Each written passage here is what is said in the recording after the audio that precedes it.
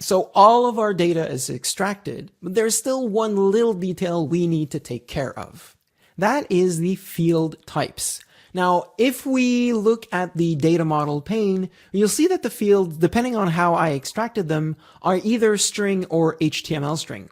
Basically, they're just text.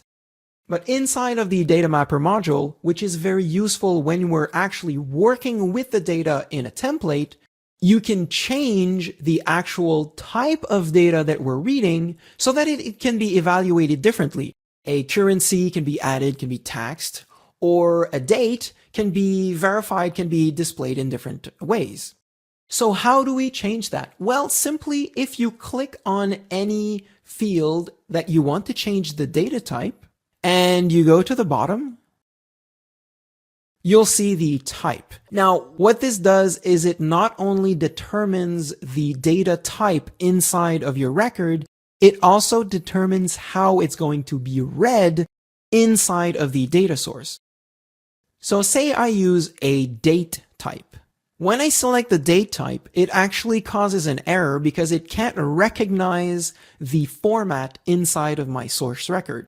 The format is year, month, day. But inside of the default date format here, it adds the time. If we remove that,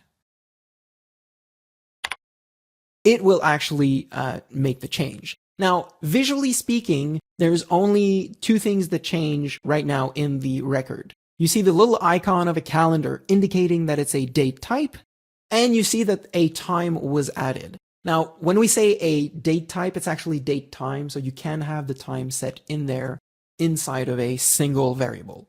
Now, even though both the invoice date and due date appear kind of the same except for the time at the end, when you select a specific data type, what it does is that it kind of converts it into a native type. If the date inside of my data source was in a different format, it was a Canadian format or it was in Japanese format, whatever it is, the source would show that different format, but inside of the data model, it always shows as year, month, date, and then the time. That's because it's kind of a universal time format, which is separated, again, the advantage of the data model, separated from how the data is formatted. It's just what the data is. The other data type that I want to show you is the currency. And again, the way that currency is set is how it is read.